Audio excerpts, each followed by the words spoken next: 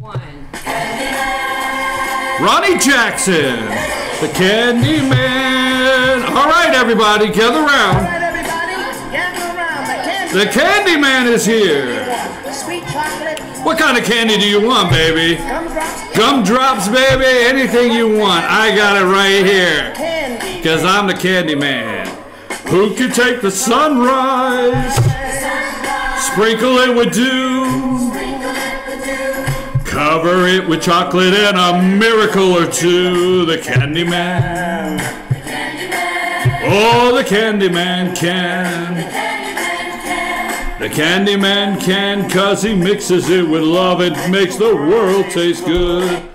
Okay, Ronnie Jackson. Put up Ronnie Jackson there. He is the VA Secretary nominee for the cabinet, Ronnie Jackson. He's also known as the Candy Man. Inappropriate dispensation of prescription drugs, which earned Jackson the nickname Candy Man. All right, gather around. Mix it with a miracle or two. The takedown of Donald Trump's cabinet nominees continues. You know, Angela Merkel's coming next week, and we have not confirmed our ambassador, or whatever the hell it's called, to Germany. Angela, we're sorry. We're sorry we don't have anybody over there right now, because we got the thing called the Senate, and they're 92. And they're busy protecting Robert Mueller instead of setting up and making sure that our German ambassador or liaison or whatever the hell he is over there. Sorry, Angela. You know, go ask Chuck Grassley why he cannot get my nominees through so you can have somebody over there. Hey, anyhow, so that would be Mr. Jackson there. Is that his name, Ronnie Jackson? So Ronnie Jackson. Okay, but everything was good. Trump considered Jackson has management experience, but denies Trump concedes from the New York Times that Jackson has management experience deficits, but denies knowledge of misconduct. White House defense nominee record impeccable. Jackson, the White House doctor for former President Obama and now Trump, was digging in Tuesday, expressing a desire to rescue his nomination. He met with Trump yesterday. It says he'll seek to persuade deeply skeptical senators that he shouldn't be confirmed. You see, this guy said Donald Trump has all of his faculties in place. He said Donald Trump is sane.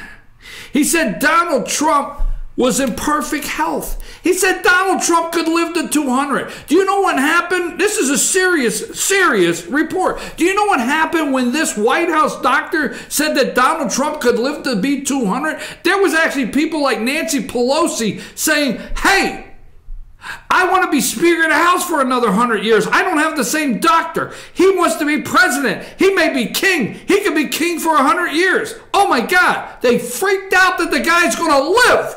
Do you not catch on some days? I mean, do you realize the media's hope was that this guy stood to the podium and said Donald Trump's only got 6 months to live? Do you ever catch on, damn it? Does it ever sink in? If this guy would have came out, do you realize he would be like prom king. They would give him the crown. They would put him on the shoulders. They would carry him around in a little thing like in Egypt, you know, and take him everywhere. They would take him like General Wesley Clark. Remember General Wesley Clark when the Democrats toted him up on their shoulders and carried him around everywhere like some great hero? Remember those days? Well, this guy came out, and if he could have just said Donald Trump's only got 6 months to live, I mean, there would have been the phony sighs. There would have been the correspondence that said, hey, can you get me those things that make me have phony tears? They would have done everything to show emotion. But they would have been cheering. I mean, the crystal would have popped if this guy would have just said Donald Trump's only got 6 months to live. But he didn't. I mean, this guy could have been their hero. He could have been everything to them if he would have just come out and said that Donald Trump's cognitive functions are so far off that the, what is it, the 23rd, 22nd, 20th, I just felt like I'm calling an NFL play, and the Constitution. But the area we'll find in the break in the Constitution that says that the cabinet could come together and enact the so-and-so amendment saying the president does not have the ability to stay in office. He cannot. He doesn't have, we got to get him out. He cannot complete his term. But he didn't. He didn't come out and say that, hey, you must remove the president based on his inability to be effective in the office. I mean, he's almost as senile as Ronald Reagan. My God. Please. And Melania says this and that. She can't even say this and that. How could we have Melania in there helping him saying this and that and a president with no I mean, I understand it sounds Looney Tunes, right? But if this guy would have just done that. But he didn't. If this guy could have explained to John Carl, remember the stupid question, John Carl, ABC? We'll get to his stupid question. Hey, Mr. President, I know you're trying to get French back in the French fries. John Carl with ABC. Mr. President, have you discussed, or are you planning to pardon Michael Cohen? That's a stupid question. Can you not wait to see ABC, George Stephanopoulos this weekend? Can you not tell me John Carl's probably filling in, or he's there? Is that his name? Right? That's a stupid question. So, come on. You got to tell us, Ronnie. I mean, how can the president eat like this? How can he do it? I mean, we understand there's mayonnaise in his refrigerator. Diet Cokes, Kentucky Fried Chicken. Please, we're begging you, he will die. And he cannot continue. But no, he did not. This man had a chance to be a hero just for one day, right? No pun intended, right? That's a song, right? You can be a hero just for one day. This guy had every opportunity. He did not. So it was okay. It was okay for 2 or 3 weeks. It was okay for a week, right? I mean, CNN brought the psychiatrist in. They did a panel. They diagnosed Donald Trump, everything, right? We actually did a very good segment with Dr. William Whaley. We did a very good segment with Dr. Whaley, discussed the CNN psychiatrist, and he discussed the cognitive functions, and he went through, Dr. William Whaley went through right on our show the details of this doctor's medical report on the President of the United States because he read the report.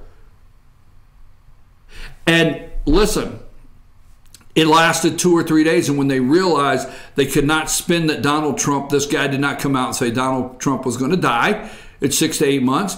When they come out and said that Donald Trump, wasn't in early stages of dementia. I mean, when he came out and said Donald Trump knew how to find the square block and put it in the square hole, I swear to God, you think I'm silly, but that's what the Democrats were praying. They were cringing for that. They were holding on for that. But this guy did not take the bait. He was it was in the news for 2 days. It was gone because this guy didn't give him anything to work with. But fresh meat. When Donald Trump said, this guy is my new pick for the Veterans Administration Secretary on the cabinet. This is my man right here.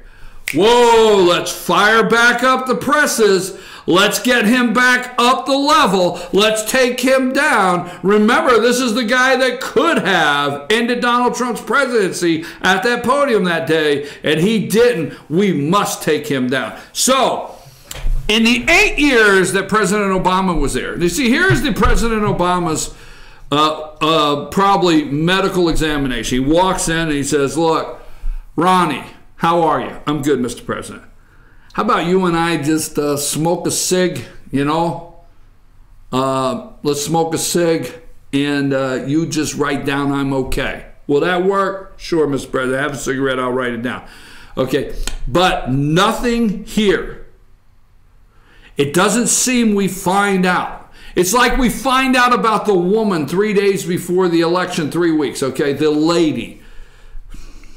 We'll call her whatever, okay? But we find out. It takes 30 years, 20-some years. Nothing is said, but all of a sudden, they come forward. But for 8 years while Obama's there, while this guy is supposedly a candy prescription dispenser walking up and down the aisles of the airplane, okay, nothing is said. So, with his confirmation hearings coming up, they've switched to Mike Pompeo, which Mike Pompeo is to be confirmed tomorrow on the floor there of the Senate. And but that was before. Everything was good with this guy. He just good, impeccable record.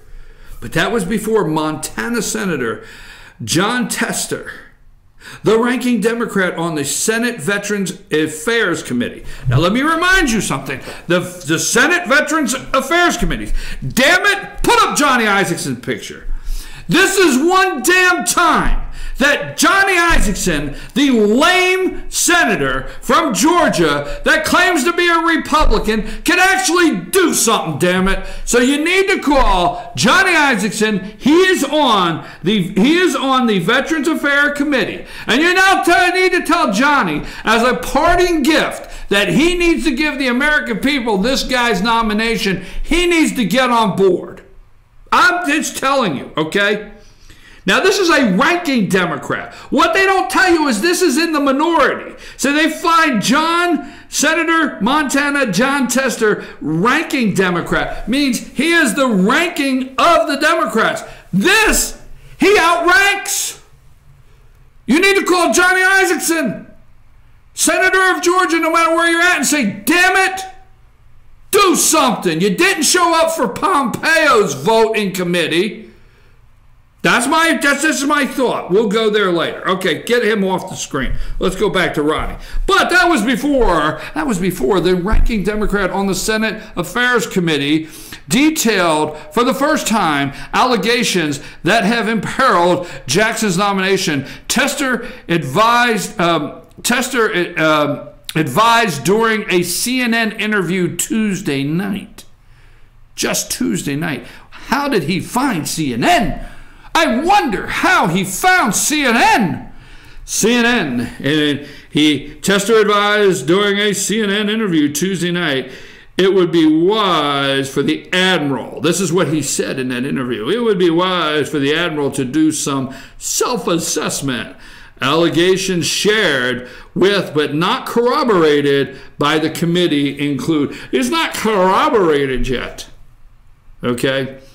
Improper dispensation of prescription drugs, which earned Jackson the nickname Candyman. Now, the rumor is, okay, the rumor is that he walked up and down the aisle of the airplane in long flights and asked people that were with him on the flight who needed something to help them sleep. Okay? That's the rumor. And then the rumor is he would go back and give them the magic pill to wake them up. He was the magic man. Now you see me, now you don't. That's the rumor. He would give you something to make you relax. Why, he is probably going to be called the next Bill Cosby. I know you yell at me, but this is the reality of the weird, crazy garbage that goes on in the media. So, his nickname's Candyman. He was walking up and down the aisle of the plane. Hey, do you need something to sleep? He goes, I can help you with that.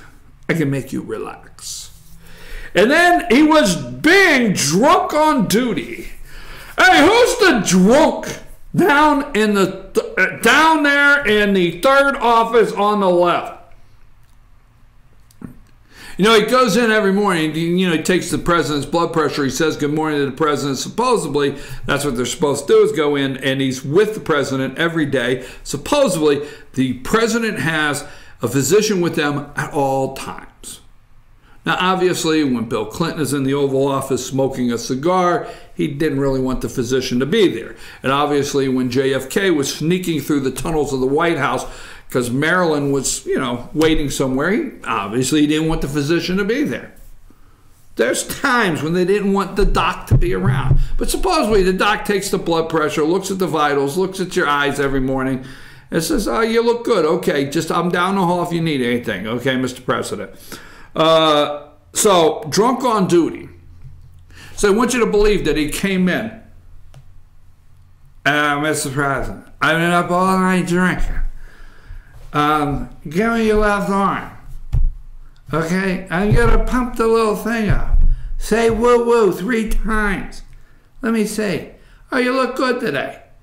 President said, who's the drunk that just came in and took my blood pressure? I swear to God, I know sometimes the way you think of me and the things I do on the show. But being drunk on a duty and creating a hostile work environment and being abusive towards staff.